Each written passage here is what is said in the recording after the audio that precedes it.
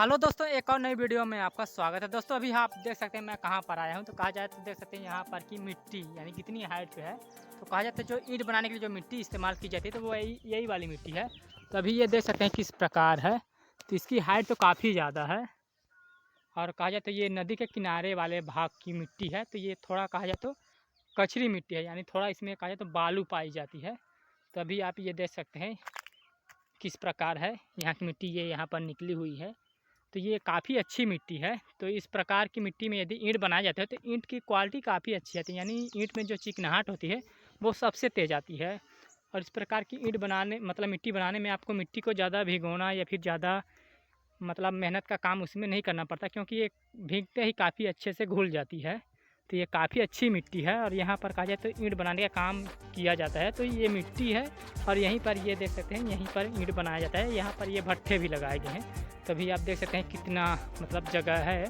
तो कहा जाता है यहाँ 2-3 मतलब बनाने वाले जैसे ईंट होते हैं, 2-3 ईंट बनाने वाले रख लिया जाता है तो इतनी जगह काफ़ी रहती है। तो कहा जाता है देख सकते हैं यहाँ की मिट्टी किस प्रकार है। और गांव में कहा जाए तो इसी प्रकार की मिट्टी में ईंट बनाया जाता है। या फिर कहा जाए तो जैसे कहीं पर की मिट्टी जैसे ज़्यादा ऊंची रहती है, यानी कहा जाए तो जैसे कहीं की मिट्टी ऐसी हो जाती है या फिर ऐसे मिट्टी निकलती है कि वहाँ पर खेत बनाने का काम किया जाता है, या फिर वहाँ की मिट्टी ज़्यादा होने की वजह से वहाँ पर धान या कृषि कार्य नहीं किया जा सकता। तो वहाँ पर की भी मिट्टी निकाल ली जाती है और मिट्टी को इस लेवल पर निकाला जाता है कि वहाँ की जो मिट्टी है उसका लेवल खेती के लेवल पे हो जाए, यानी धान के लेवल पे हो जाए, तो उस लेवल पे निकाला जाए। लेकिन यहाँ पर की जो मिट्टी है तो ये नदी के किनारा वाला भाग है। यदि आप ये देखते हैं कितना बड़ा है, तो मतलब इसको देख रहे इसकी हाइट काफ़ी ज़्यादा है। तो इसको इसी प्रकार खाना जा रहा है, निकाला जा रहा है। बाकी बात की जाए तो यहाँ की मिट्टी तो कचरी है, यानी कहा जाता है थोड़ा रेतीली है। तो यहाँ पर की जो मिट्टी बनाई जाती है उसमें भूसे का इस्तेमाल नहीं किया जाता, यानी बहुत कम किया जाता है। नहीं तो अक्सर देखा जाता है जहाँ की मिट्टी थोड़ा अलग डिफ़िकल्ट रहती है, यानी कि थोड़ा अलग प्रकार की रहती है। तो वहाँ की मिट्टी बनाते समय या फिर ईंट बनाते समय ये प्रॉब्लम आती है कि ईंट कटने लगता है या फिर कहा जाए तो ईंट टूटने लगता है, इस प्रॉब्लम आती है। तो उसमें भी कहा जाता है भूसे का मतलब भूसा डाल के उस मिट्टी के कटाव को कम किया जाता है।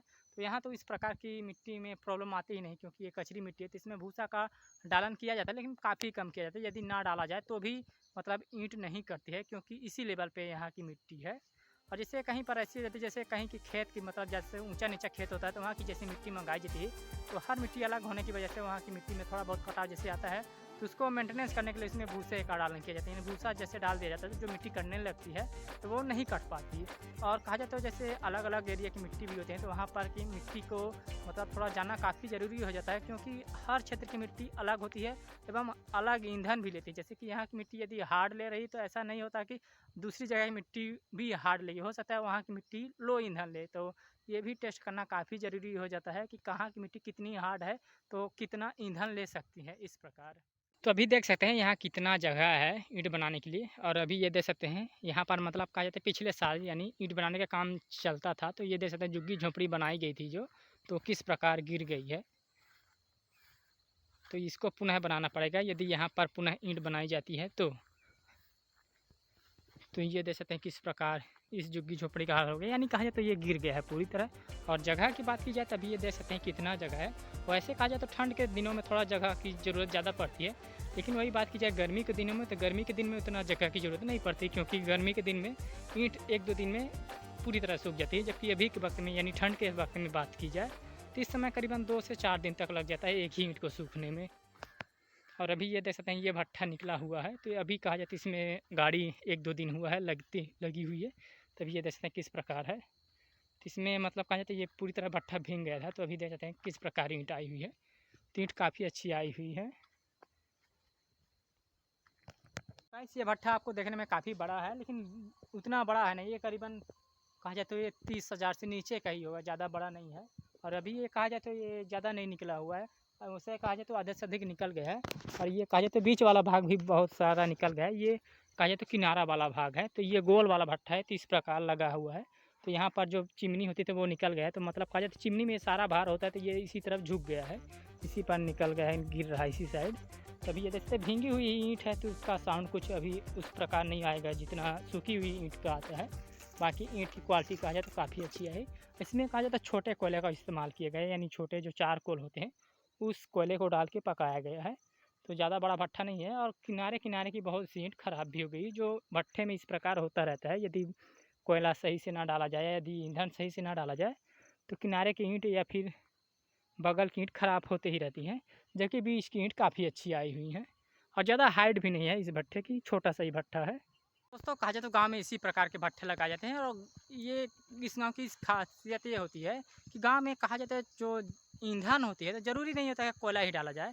यहाँ गांव में कहा जाता है छैने यानी ऊपरी कंडे होते हैं तो वो काफ़ी अच्छे से मिल जाते हैं, क्योंकि गांव में मवेशी जानवर काफ़ी होते हैं, तो मतलब ऊपरी कंडे छैने और लकड़ी काफ़ी पर्याप्त मात्रा में मिल जाती है, जिससे ईंट पकाना काफ़ी आसान हो जाता है। फिर प्लस आपको भूसा भी मिल जाता है, यानी राइस मिल में जो धान का भूसा है उसको भी डाल के पका सकते हैं। तो इस प्रकार यदि 20 से 25,000 30,000 का भट्ठा, इससे छोटा भी भट्ठा लगाया जाए ना तो काफ़ी अच्छे से ईंट पकाई जा सकती है बिना कोयले से। यानी कोयला डालना ज़रूरी नहीं होता इतनी सी ईंट के लिए। और बहुत से लोगों को ये लगता है कि नहीं, ईंट में कोयला डालना काफ़ी ज़रूरी हो जाता है, तो कोयले से भी ईंट पकती है, लेकिन बिना कोयले से भी ईंट पकाई जा सकती है इस प्रकार, जिसमें काफ़ी अच्छी ईंट आ भी जाती है। तो इसमें तो कहा जाता है इसमें छोटे कोयले का इस्तेमाल किया गया है, प्लस इसमें भूसा भी डाला गया है और नीचे में लकड़ी भी डाली गई है। लेकिन जबकि बात की जाए कि जितने लेवल में इसमें कोयला डालना चाहिए था उतना लेवल में नहीं दिया गया, क्योंकि इसमें और भी चीज़ डाला गया, जैसे भूसा डाला गया है, लकड़ी डाली गई है, तो इसलिए कोयले की मात्रा को कम किया गया है।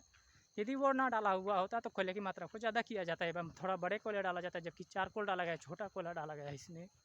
तो दोस्तों आज की वीडियो में बस इतना ही था, मिलते हैं किसी नेक्स्ट वीडियो में।